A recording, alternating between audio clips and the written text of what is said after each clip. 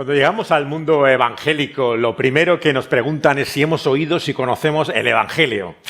Y el Evangelio se supone que es la puerta de la entrada, o por lo menos aquello en lo cual uno se introduce en la primera fase, en la primera época. En cierto sentido, ese es el momento más agradable para estar en una iglesia, porque estás en esa fase que te llaman de contacto, ¿no?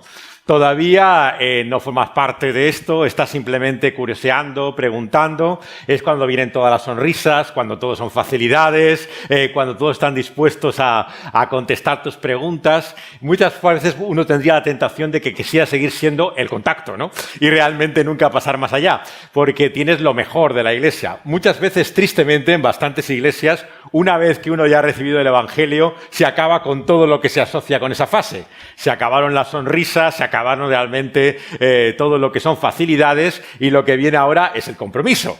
Y el compromiso implica la disciplina, implica las obligaciones, los deberes, todo aquello de lo que no te lo he hablado antes, ¿no? Y que lo tienes que descubrir muy rápidamente. En cierto sentido, lo que este material y esta asignatura propone es entender cómo el Evangelio no es la entrada, sino que ha de ser el centro mismo de la iglesia. Y por lo tanto, no es una iglesia sana, aquella que simplemente ve el Evangelio como la puerta y lo importante es lo que viene después, ¿no? Sino que realmente tenemos que entender que el Evangelio está en el corazón mismo de lo que significa ser iglesia. El concepto que Orland utiliza más habitualmente a lo largo del libro es interesante. Es el concepto, por un lado, entre lo que podríamos llamar la doctrina del Evangelio y lo que él denomina particularmente la cultura del Evangelio. Y quiero explicar un poco el concepto, ya que siempre la palabra cultura tiene como dificultad de comprensión. Como yo la entiendo, la expresión como la usa Orland, que tiene su fuente y su origen por las citas mucho en la obra de Francis Schaeffer, el gran pensador evangélico del siglo XX, que redescubrió el Evangelio para toda una generación a partir de los años 60. Él entiende, por un lado, la cultura en el sentido de práctica.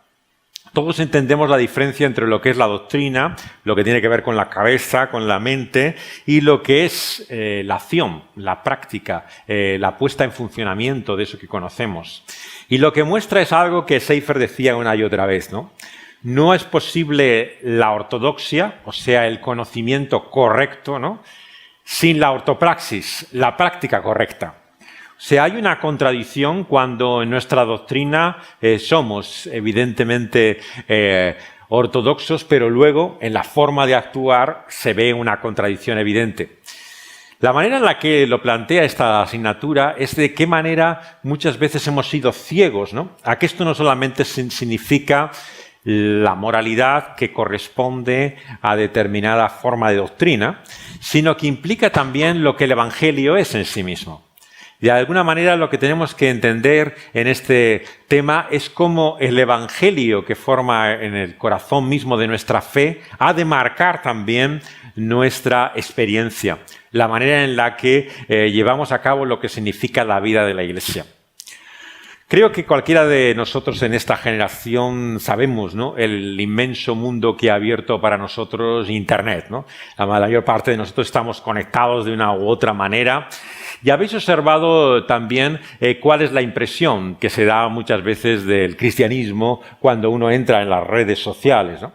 Desde luego, si eres ajeno, externo a ello, la impresión que uno tiene es de rechazo. La mayor parte de las personas, como podéis observar tanto en las plataformas o redes sociales, hablan para los que son ya convencidos, ¿no? Los cristianos tienden a buscar otros cristianos. Hay muy pocos círculos, no páginas, en los cuales se entremezclan, creyentes o no creyentes, hasta el punto de que resulta algo raro y extraño. Cuando alguien no creyente hace algún comentario o algo así, realmente la gente se queda sorprendida, que no parte del punto de vista común. Por un lado vemos que la comunicación es tan grande gracias a la tecnología, pero hay tan poco verdaderamente de intercambio, ¿no?, entre personas con convicciones diferentes. ¿Qué es lo que ha ocurrido?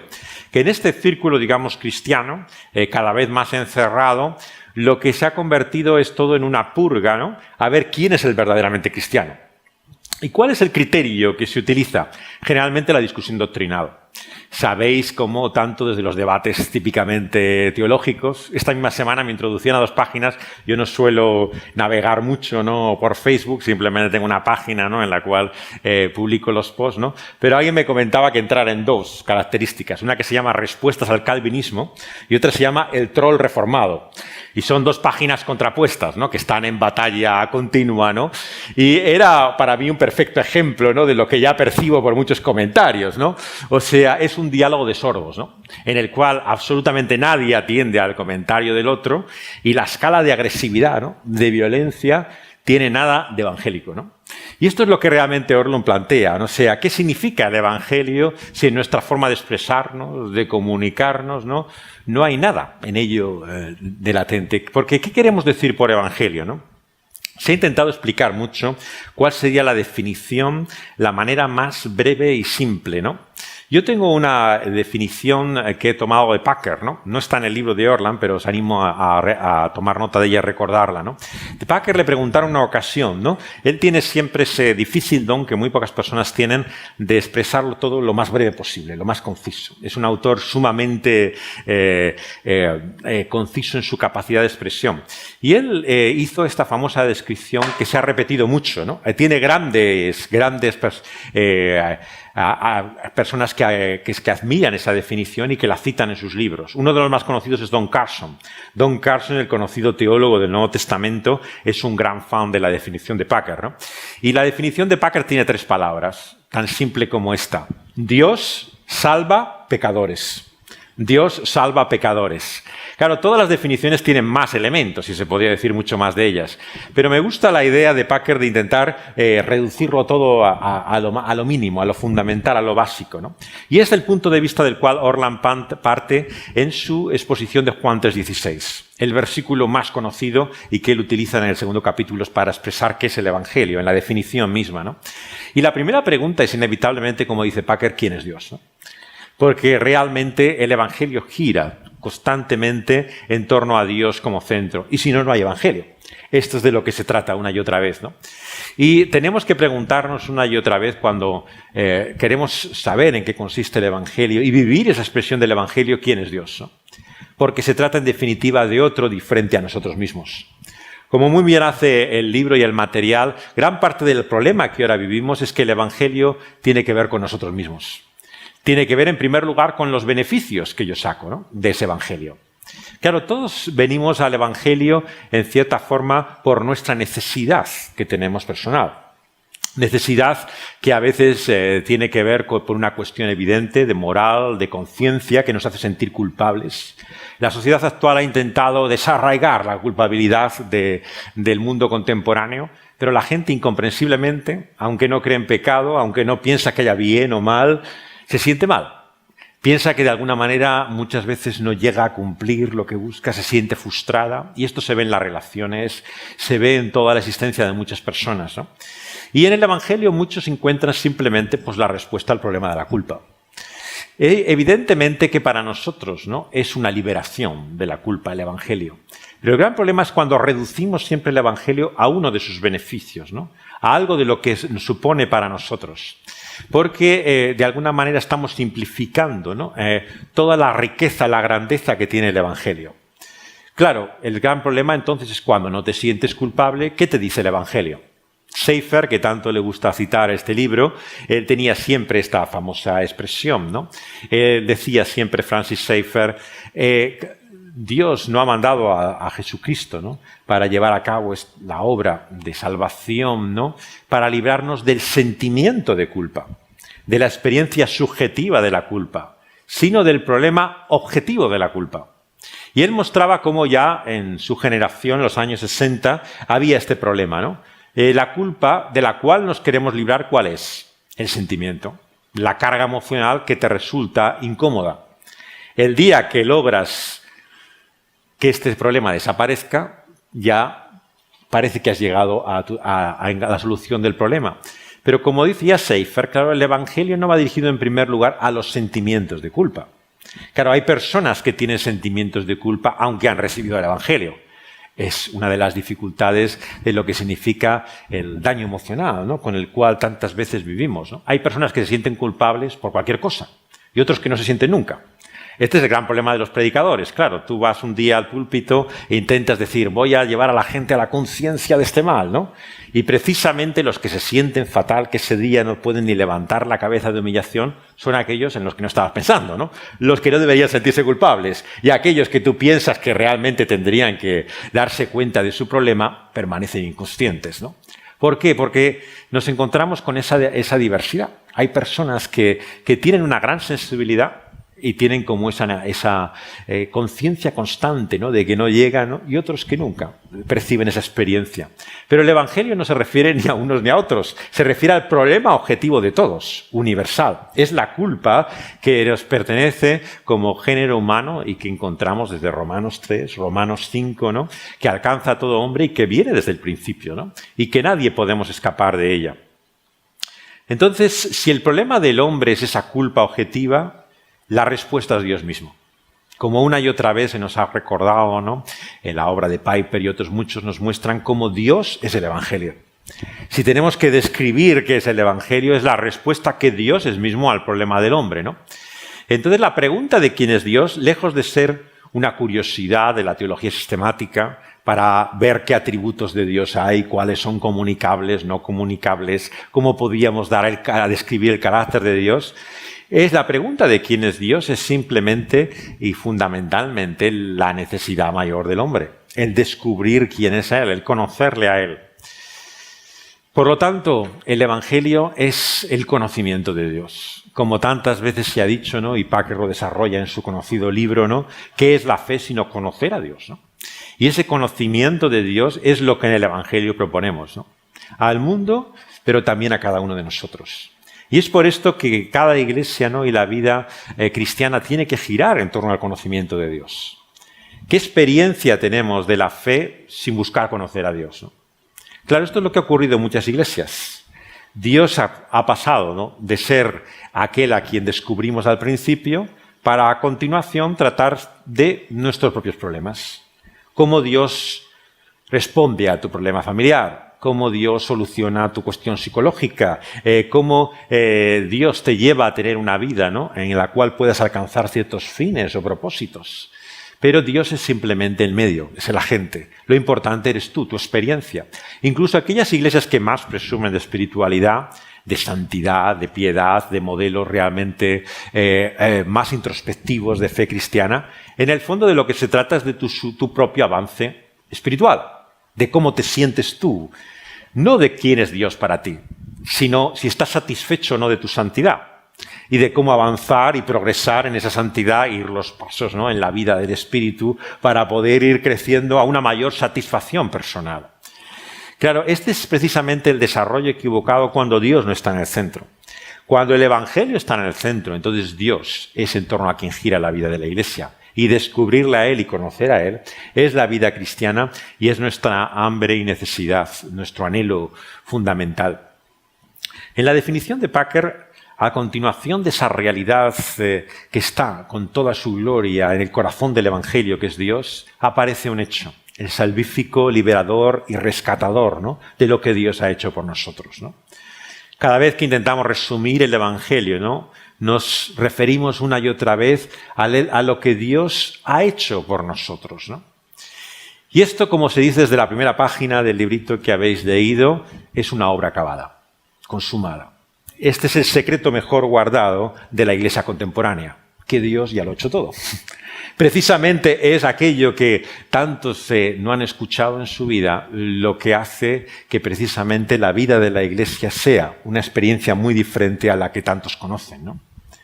Porque si Dios ya lo ha hecho todo, si Dios nos ha salvado en Cristo Jesús, entonces, ¿qué es la experiencia cristiana? Claro, muchos han llegado, como decíamos, a la idea equivocada de que una vez que Dios ha hecho todo en Cristo Jesús, de lo que se trata es de tu propio avance, de cómo tú puedes progresar y avanzar a partir de ahí, de cómo tú experimentas eso en tu propia vivencia personal y cómo puedes crecer en ese conocimiento. Lo que esta asignatura plantea, ¿no?, y el material que la acompaña es todo lo contrario, el hecho de cómo lo que Dios ha hecho por nosotros, ¿no?, es de lo que vivimos cada día, de nuestra experiencia se motiva, pero que además tiene su propio centro y corazón en la experiencia de ese evangelio. ¿De qué manera, no? Pongamos ejemplos muy claros, ¿no? Si la experiencia de salvación es la misericordia de Dios, el don inmerecido, el favor realmente que Él nos ha hecho incondicionalmente, sin nosotros poder hacer, ¿no?, o ser nada que mereciera ni tuviera que recibirse semejante don, ¿no? Lo que significa para nosotros vivir el evangelio, ¿no?, es mostrar, ¿no?, ese mismo favor, esa misma misericordia, ¿no?, esa misma gracia a aquellos que no la conocen. Exactamente lo contrario de lo que estamos viendo en estas redes sociales. ¿Dónde está la misericordia de estos cristianos? ¿Dónde está su gracia? ¿Dónde está realmente el favor de Dios independientemente de la persona? No, todo lo que hay es juicio. Ah, sí, tú te llamas cristiano, pues habrá que ver qué tipo de cristiano es, ¿no? Y ser creyente, ¿no? Pues a ver que dónde están los méritos que son creyentes. Y yo le veo hasta un pendiente en la oreja, si tiene este aspecto o el otro, ¿no? Si sale en este y otro sitio, ¿no? ¿Cómo puede ser este cristiano, no? De lo que se trata es, en definitiva, de cómo cumplir las expectativas, las metas de quien tú llamas el verdadero creyente. No se trata de la gracia, del favor inmerecido de ninguna persona, sino de lo que tú mereces, ¿no?, realmente a lo que tú eres y a lo que tú vives. Exactamente lo contrario a lo que el Evangelio nos presenta, ¿no? Es por eso que una y otra vez, ¿no?, entendemos que la gracia, lejos de ser la experiencia de introducción a la fe, es aquella en la cual crecemos, vivimos, ¿no?, y se experimenta toda la realidad de la vida cristiana. Claro, lo que muchos creyentes nos dirán, bueno, ¿no es esa gracia demasiada gracia? Claro, si al fin y al cabo todo es gracia y al final no hay que hacer nada, pues esto, fíjate lo que se va a convertir, ¿no? Aquí entonces cualquiera es cristiano. Aquí simplemente se trata aquí de recibir esto como quien recibe un cheque en blanco, ¿no? Pues cualquiera se apunta a esto, ¿no? Y empieza a surgir la cuestión, ¿no?, de dónde están las demandas, ¿no? Lo que sustituye, por lo tanto, al Evangelio son unas demandas que el ser humano mismo, ¿no?, que la Iglesia en su comprensión de Dios crea, ¿no?, y que van tomando el lugar del Evangelio. Sabemos que es la experiencia de muchos creyentes, ¿no? Al principio les han hablado de esa gracia inmerecida de Dios, pero cuando llegan dicen, muy bien, ahora eres cristiano. Estas son las normas. Deja de fumar, deja de vestirte así, deja de irte a bailar, deja de beber alcohol, etcétera, etcétera, ¿no? Y entonces cuando cumplas estas cosas, ¿no?, te estarás conformando al modelo cristiano. Claro, por eso entendemos que personas que no tienen la menor idea de lo que significa ser creyente comprenden que un evangélico es el que hace esto, el que no hace esto y el que no hace el otro, ¿no? O sea, realmente tienen perfectamente en su cuadro lo que corresponde al esquema de lo que es el comportamiento de un cristiano evangélico. Esto que hemos llegado a denominar tantas veces legalismo, ¿no?, es cierto que es una expresión dudosa, ¿no?, y que muchas veces se utiliza muy fácilmente. Pero, sin embargo, es simplemente una manera de intentar entender cómo son leyes, principios humanos, criterios, ¿no?, los que han tomado el lugar de Dios. Claro, ¿qué nos dirán? Bueno, esto de humanos nada. Esto viene de la Biblia. Esos son principios de conducta, de comportamiento que nos dice la Biblia. Estamos entonces ante una confusión entre la ley y el Evangelio. Es cierto que muchas de estas leyes y principios no son puramente de dimensión humana. Tienen realmente una sabiduría bíblica, corresponden a un principio de conducta cristiana. Pero la cuestión es cómo entendemos ese deber respecto a lo que es el regalo de la gracia. Como decían los reformadores, al fin y al cabo esta es la gran confusión del cristianismo, ¿no? La confusión entre gracia y el Evangelio, ¿no?, con la ley, ¿no?, y lo que significa el deber, es lo que hace que tantas religiones tengan tan poco de evangélicas, ¿no? Precisamente hay una gran diferencia, un abismo, ¿no?, que sigue todavía separando al hombre religioso del verdadero evangelio. Es por eso que nuestra tradición evangélica hemos recibido durante generaciones ya, ¿no?, la distinción entre religión, ¿no?, y la verdadera fe, porque entendían que mucho de lo que se denomina en el pensamiento religioso como cristiano no corresponde a lo que es el evangelio, ¿no?, por esa confusión, ¿no?, que hay entre la ley y la gracia.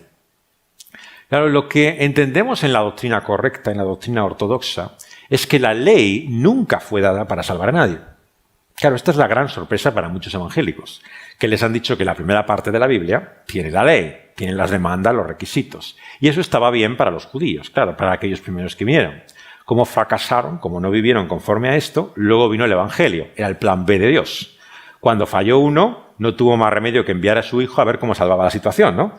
Y en una cruz tuvo que morir nada menos porque estaba tan desesperada la cuestión que no había otra salida finalmente para poder llevar a cabo la salvación del hombre. ¿Es esto lo que uno entiende cuando lee la Biblia? Difícilmente. Uno entiende que había un plan eterno de Dios, un propósito desde el principio. No es que Dios tiene un plan A y cuando le falla, ¿no?, se dedica entonces a pensar, ¿y ahora cómo salimos de esta? Vamos a buscar el plan B, ¿no?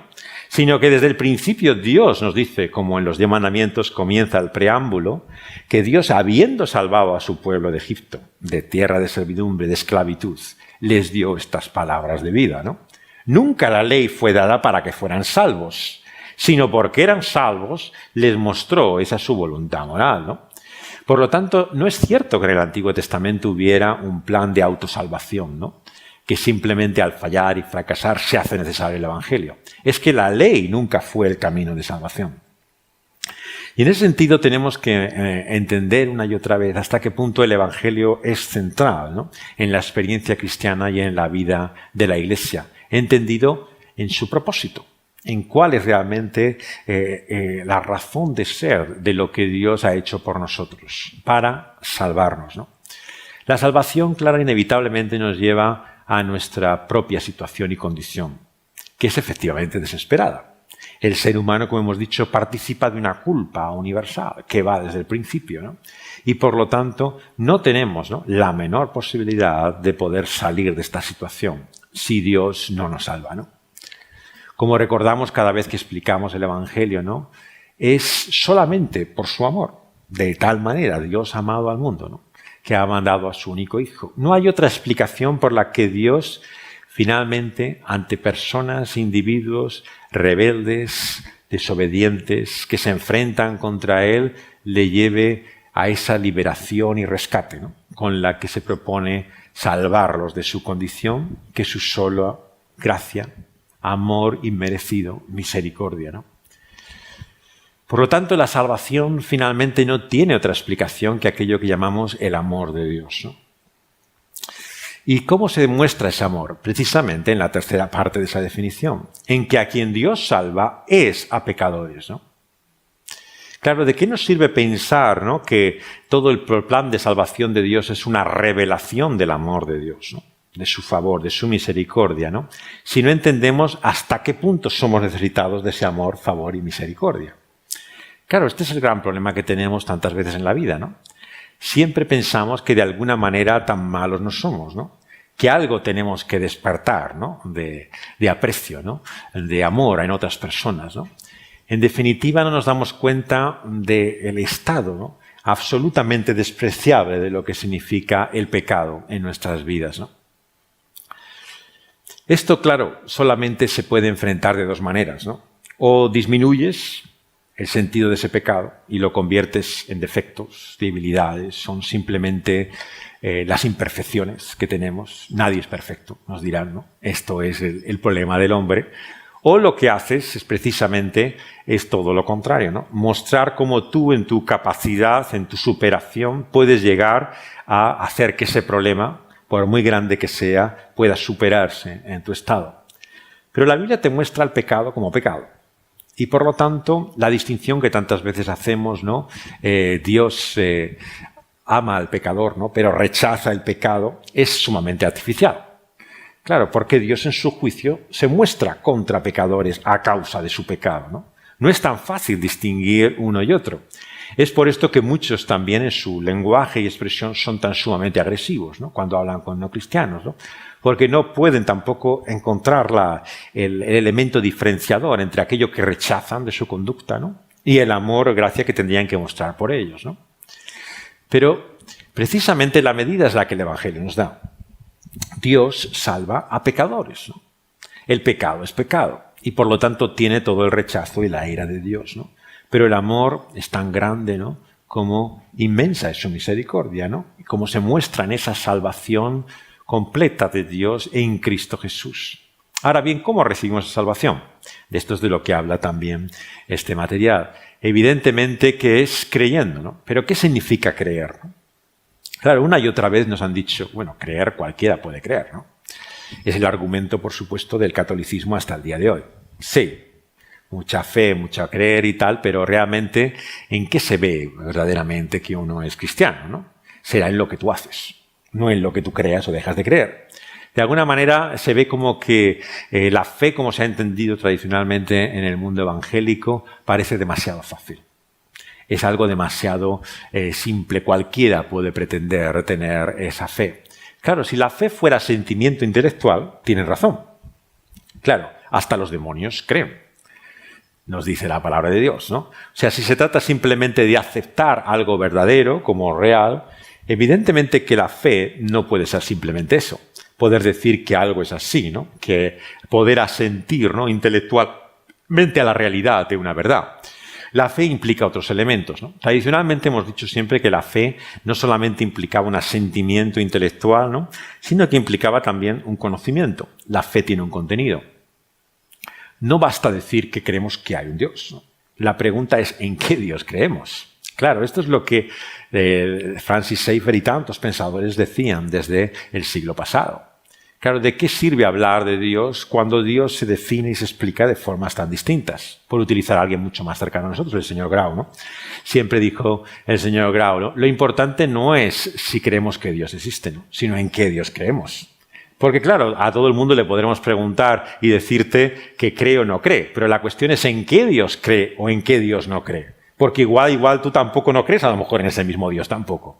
Entonces la pregunta no es si ese Dios existe, sino quién es ese Dios para ti. Y esto nos lleva al gran dilema que hay en la Biblia, entre Dios y los ídolos. La cuestión no es siempre entre creer o no creer, sino en qué Dios creemos. Y es un Dios muy diferente.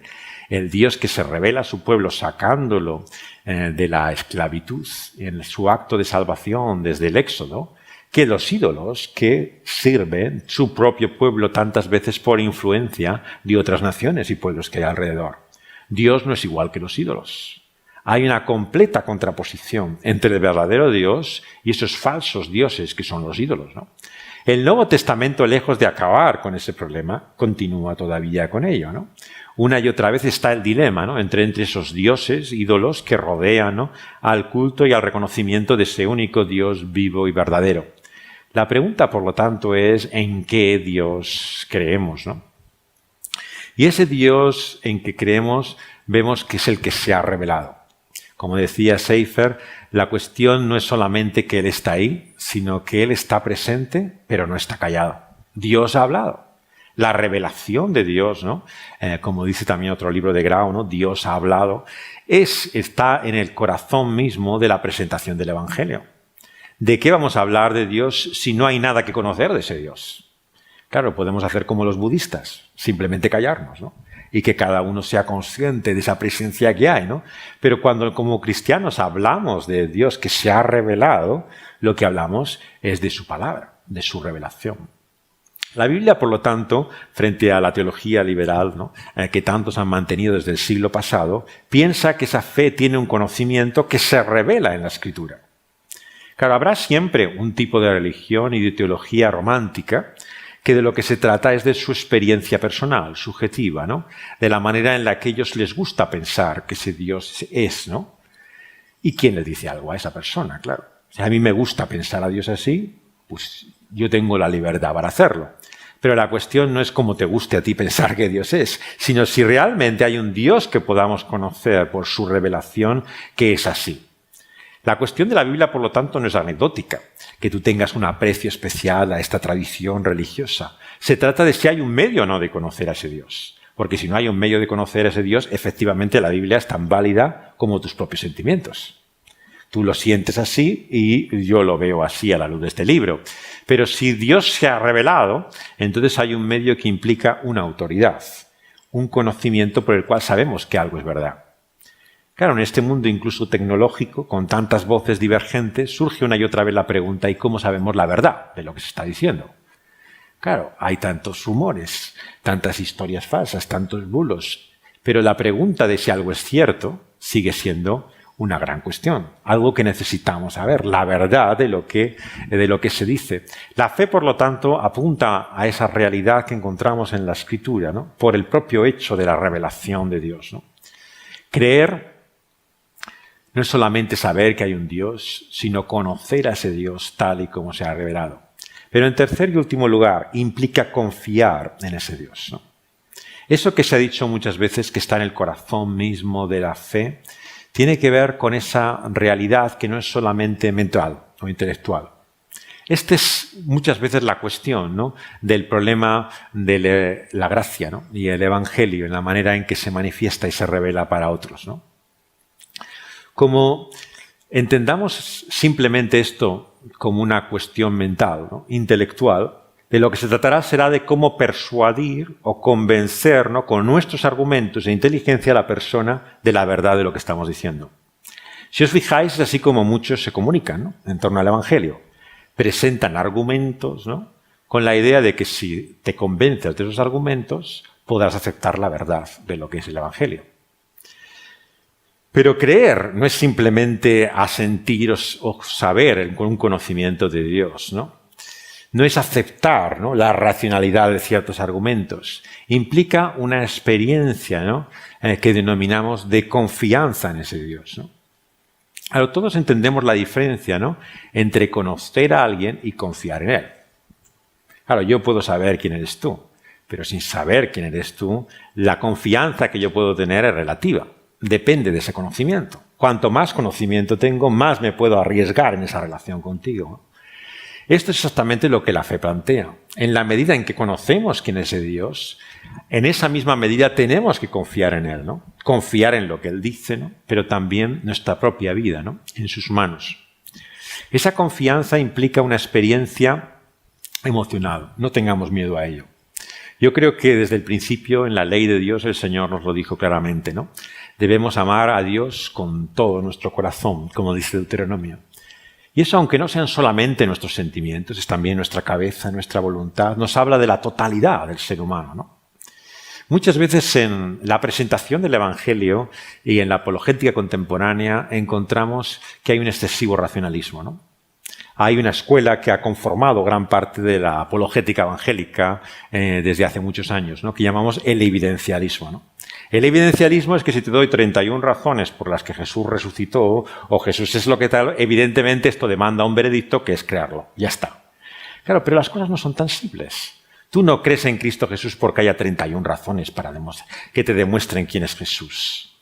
Las cosas no funcionan así para el ser humano, ¿no? O sea, uno puede tener todas las evidencias, argumentos delante suyo y aún así esto no te conviene. ¿Por qué? Por la misma razón con la cual discutes con un no creyente sobre un tema de fe, ¿no?, y te das cuenta en cierto momento que es inútil la discusión. ¿Por qué? Porque aunque tú le demostraras la verdad y él te asintiera, no iba a cambiar en nada su estilo de vida ni lo que iba a hacer por lo que tú le dijeras. Te das cuenta que esto no es una cuestión intelectual de demostrar o convencer a nadie. Hay algo más profundo. Es lo que la Biblia llama el corazón. Y el corazón tiene no solamente sus propias razones, como decía Pascal, ¿no?, sino que el corazón tiene ya una voluntad determinada. Y esa voluntad es caída. Y eso hace que lo que nos convenga, según Dios nos muestra en su palabra, es precisamente lo que no queremos. ¿Cómo comienza el principio del Evangelio? La luz vino a este mundo de tinieblas, pero los hombres amaron más las tinieblas que la luz. No es que estaban en tinieblas, no es que no veían la luz, no, es que la amaban. Hay una cuestión afectiva, por lo tanto, que tiene que ver con nuestros propios sentimientos. No solamente es que hacemos cosas malas, que no nos conviene que haya un Dios que finalmente vaya a juzgarnos, ¿no?, y por eso preferimos que Dios no existe, para que ningún día tenga que pedirnos cuentas. Es que hay también una relación afectiva, de sentimiento, ¿no?, por todo aquello que es contrario a ese Dios, ¿no?, por la independencia, rebelión y desobediencia de ese Dios. Y es por eso que el mal, el problema que la Biblia denomina pecado, es tan profundo, está arraigado en nosotros de tal manera, ¿no?, que nos vemos continuamente vinculados sentimentalmente a él, ¿no? Y Dios ha mostrado precisamente su salvación para pecadores, para personas cuyo corazón no estaba en él. sino todo lo contrario, opuesto a Él, lejos de Él. Éramos, por utilizar la expresión de la Escritura, enemigos suyos. Claro, esto te cuesta aceptarlo, comprenderlo. Hombre, tanto como enemigos, hombre, yo no creo que haya un Dios, pero hay enemigo suyo, tampoco enemigo suyo soy, ¿no? Pero esto es lo que la Biblia dice de ti y de mí, que tú estabas en enemistad en tu mente, ¿no? En tu corazón, opuesto totalmente a todo lo que Dios es. El escándalo del Evangelio, por lo tanto, es que Dios muestra su amor no solo a quien no lo merece, sino al que está en contra de todo lo que es Él, ¿no? Esto es algo tan difícil de entender y aceptar, ¿no? Que toda nuestra vida, ¿no? Nos cuesta realmente creernos que somos amados realmente por Dios. Cuanto más descubrimos, ¿no? de esa enemistad en nosotros, ¿no? más nos parece que Dios no puede amarme tal y como tengo mi corazón. Y es por eso que el Evangelio lo necesitamos creyentes o no creyentes. Cada domingo, cada vez que venimos a la iglesia tenemos que recordar que Dios ama a pecadores. No es porque mi corazón ahora es tan aceptable a Dios, porque yo deseo tan sinceramente serle obediente, ¿no? Porque yo le soy tan agradable con mi vida, ¿no? Que Dios me ama. Dios me ama siendo pecador. Y esto es lo que te conmueve hasta lo sumo. Cada vez que lo percibes, ¿no? Que vislumbras siquiera algo, ¿no? de ese favor de Dios en el Evangelio, dices, esto no puede ser. ¿Cómo puede ser que alguien me ame tanto, ¿no? Que alguien realmente siendo como soy, ¿no? me muestre ese amor y favor, ¿no? Y es por eso que el Evangelio no es solamente para los no cristianos. Es en primer lugar y sobre todo para nosotros mismos como creyentes. Necesitamos más de ese Evangelio y no menos, ¿no? Y por eso es que esto no es una asignatura de evangelismo, simplemente, de cómo venderle a las personas este Evangelio, ¿no? que no conocen. Se trata de la necesidad que tú y yo tenemos de ese Evangelio, de creernos realmente que Dios nos ama siendo pecadores, ¿no? Y esto, como concluye, leéis al final de este libro, tiene un efecto, una consecuencia en nosotros, en nuestras vidas. En el libro se concluye, por el argumento del texto de Corintios, por un lado, en el poder del Evangelio. ¿En qué se muestra el poder del Evangelio? En que Dios salva a pecadores. Claro, ¿cuál es el poder que experimenta el apóstol Pablo una y otra vez? Que de los pecadores, siendo yo el primero, Dios se haya acordado de mí. Es lo que le da esa potencia, ¿no? y fuerza al apóstol para cada día, ¿no? enfrentarse a ese mundo opuesto a él, ¿no? sabiendo que el Evangelio es poder de salvación. ¿Por qué? Porque ninguno de ellos lo merece. No hay casos perdidos para Dios. Y por eso va a aquellos que realmente más lejos parecen del Evangelio. Toma los caminos, ¿no? las sendas y las tareas más difíciles. Es una misión imposible humanamente, pero para Dios todo es posible, ¿no? Y ese poder del Evangelio, ¿no? se muestra también en nuestra vida, como dice también en segundo lugar, en amor. Una y otra vez este fruto del Espíritu que se revela por la obra de Dios está en el corazón mismo de la fe, ¿no? ¿Cuántas veces nos dice la palabra de Dios que eso es lo que significa creer, ¿no? amar a Dios, ¿no? Y conocer a Cristo es amar y amarle a Él como no hemos amado a nadie más. Y por eso es que el subtítulo mismo de este libro y de esta materia nos habla de la belleza de Cristo. No se trata de cómo argumentar la razón de Dios en este mundo, sino cuál es la preciosidad, la maravilla, ¿no? el asombro de Dios, ¿no? Y eso es lo que yo creo que una y otra vez tenemos que recordar, ¿no? Que tenemos que presentarnos ante esa realidad que Dios nos ha revelado en su Evangelio para ver su mayor belleza, ¿no? Su maravilla en su grado sumo, ¿no? Y ante ella lo único que uno puede responder es con asombro, ¿no? con sorpresa. No hay otra forma de poder responder al Evangelio, ¿no? Así que el Señor nos estimule, ¿no? a pensar más en su Evangelio, pero también a experimentar más ese poder, ¿no? que produzca más amor y que podamos compartirlo con otros. Finalmente, esta es la conclusión de esta asignatura, que esa gracia que hemos recibido de Dios en el Evangelio la queramos compartir con otros. ¿De qué nos sirve disfrutar esa gracia si no queremos mostrarla a los demás? Y esto se empieza con los propios cristianos. En esta materia, si leéis el libro con atención, veréis hasta qué punto en la Iglesia es una asignatura pendiente. Mostrar generosidad, mostrar bondad para tu hermano, mostrar la gracia que Dios ha mostrado para contigo. ¿Por qué no le pasas una al que está a tu lado, ¿no? ¿Por qué es tan exigente, tan difícil, ¿no? ¿Por qué cuesta tanto realmente? ¿Por qué culpabilizas tanto a la Iglesia y a otros de tus males, ¿no? ¿Por qué no puedes convivir con tu frustración, ¿no? Porque no has disfrutado de esa gracia de Dios. Cuando entiendes que Dios te acepta, que te ama, que no te puede amar más de lo que te ha amado, entonces puedes empezar a amar a otros, ¿no? A amar a otros como Él te ha amado. Y para eso necesitamos de Él y de su ayuda, de su Espíritu.